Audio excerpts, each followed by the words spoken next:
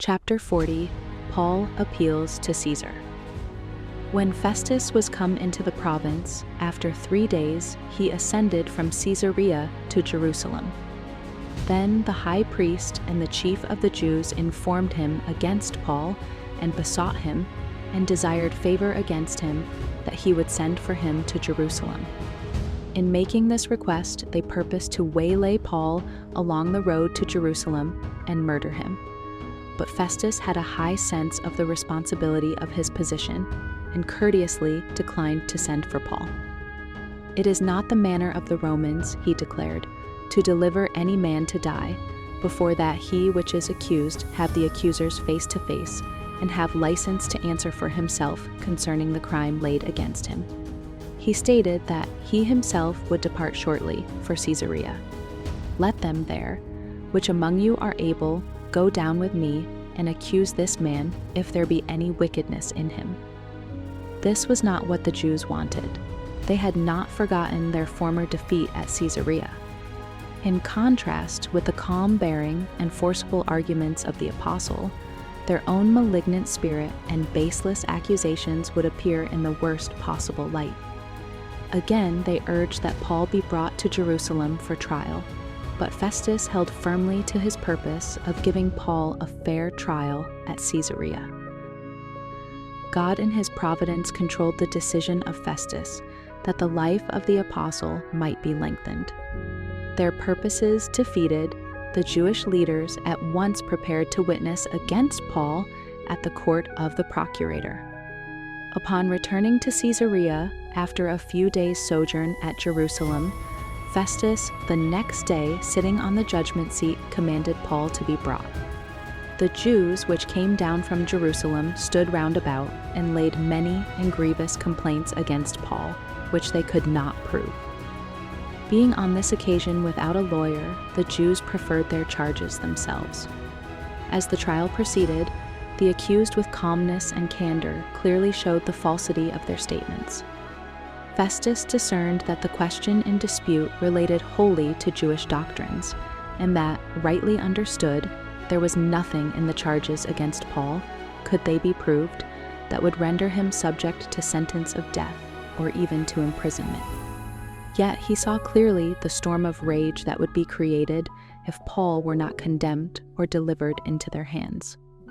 And so, willing to do the Jews a pleasure, Festus turned to Paul and asked if he was willing to go to Jerusalem under his protection, to be tried by the Sanhedrin. The apostle knew that he could not look for justice from the people who by their crimes were bringing down upon themselves the wrath of God.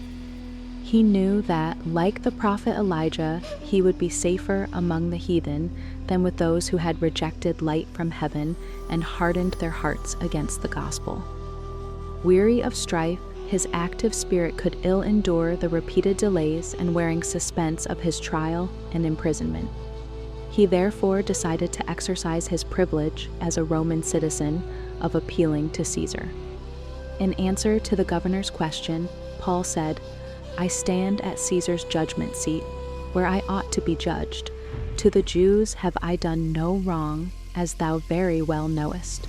For if I be an offender, or have committed anything worthy of death, I refuse not to die. But if there be none of these things whereof these accuse me, no man may deliver me unto them. I appeal unto Caesar."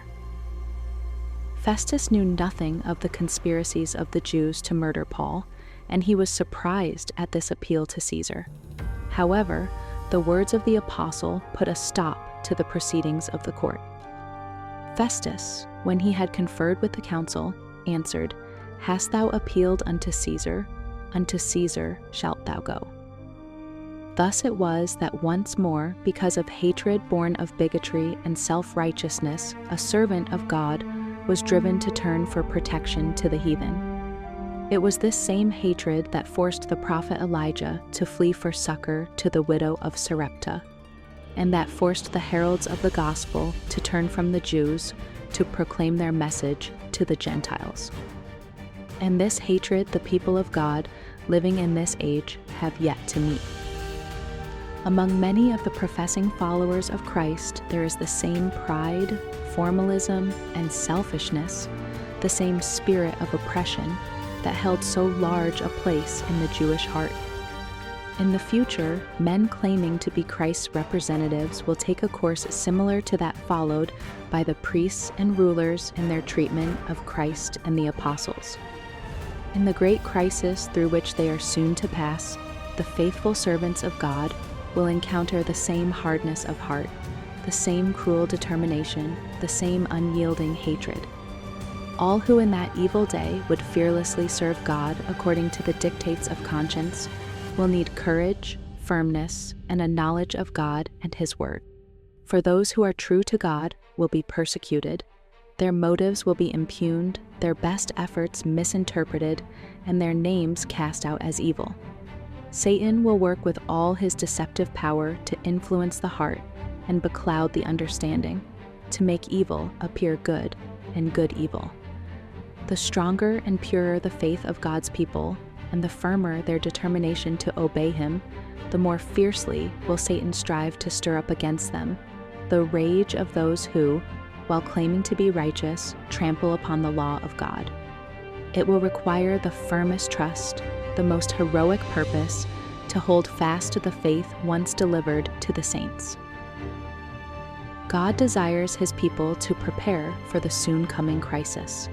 Prepared or unprepared, they must all meet it, and those only who have brought their lives into conformity to the divine standard will stand firm at that time of test and trial.